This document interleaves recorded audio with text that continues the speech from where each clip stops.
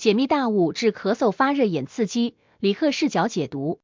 每日邮报2025年1月6日报道称，自2024年12月以来，美国多个州陆续报告出现了一种神秘的大雾现象。这种雾气不仅带有明显的化学气味，而且在接触短时间后便引发咳嗽、发热、眼部刺激等症状，严重者甚至出现持续性不适。这一离奇现象在社交媒体上迅速发酵，引发了公众的广泛关注和恐慌。人们纷纷猜测，这是否与某种环境污染、工业事故，甚至军方的秘密实验有关。解读：据德克萨斯州、佛罗里达州、密歇根州等地的居民描述，这种大雾通常出现在清晨或夜间，雾气浓度较高，气味类似于某种工业化学物质，短暂暴露即可引发明显的呼吸道不适，甚至新换的空气净化器在这些区域也难以有效过滤掉这种雾气。这种现象很快引发了环保组织的关注。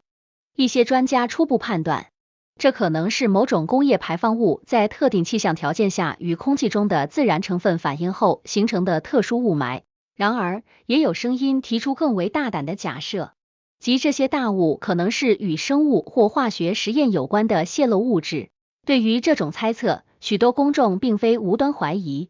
美国在历史上确实存在多次未经公开的生物实验事件，以下是几个典型案例。1950年旧金山海洋飞沫事件，当时美国海军在旧金山沿岸释放了一种名为粘质沙雷氏菌的病原体，以测试生物武器的传播效果，结果导致多名居民感染，甚至有人因此死亡。这一事件直到1970年代才被披露，引起了社会的强烈反响。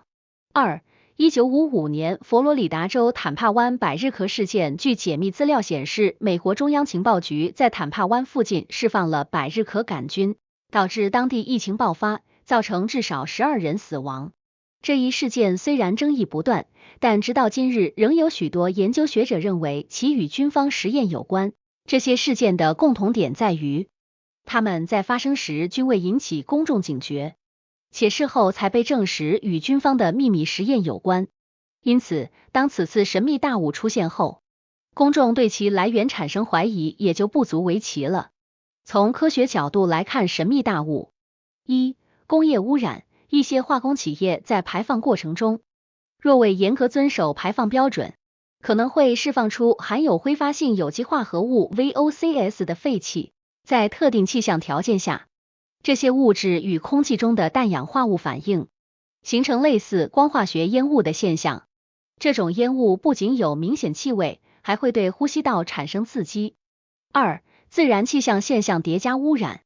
某些情况下，冷空气与暖空气交汇，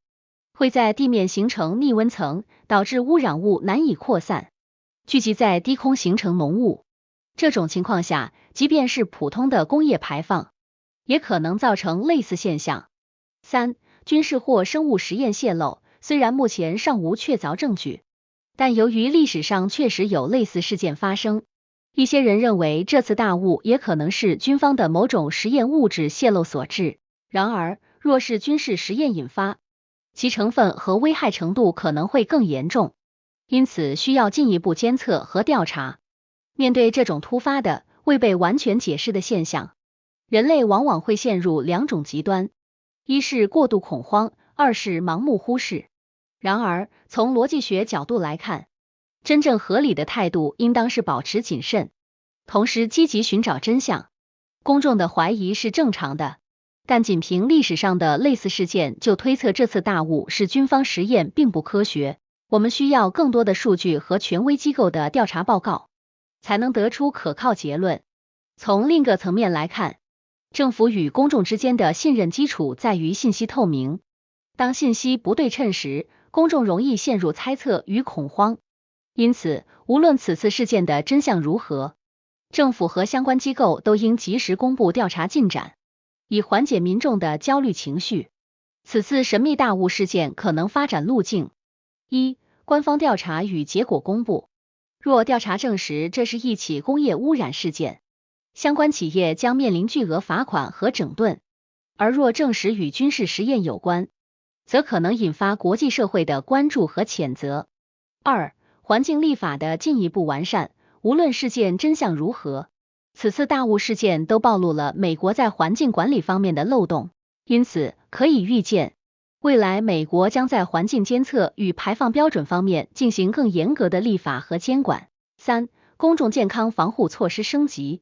针对此类突发环境事件，政府或将加强公众的防护意识宣传，并推广更有效的空气净化设备，以减少对健康的危害。神秘大雾事件的背后，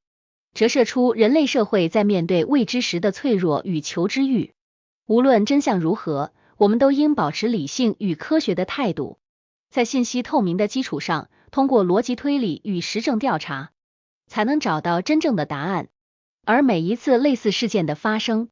都是对社会应急能力与科学探索精神的一次考验。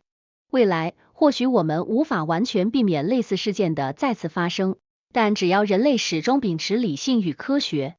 就一定能够从未知中找到光明的路径，走向更健康、更安全的未来。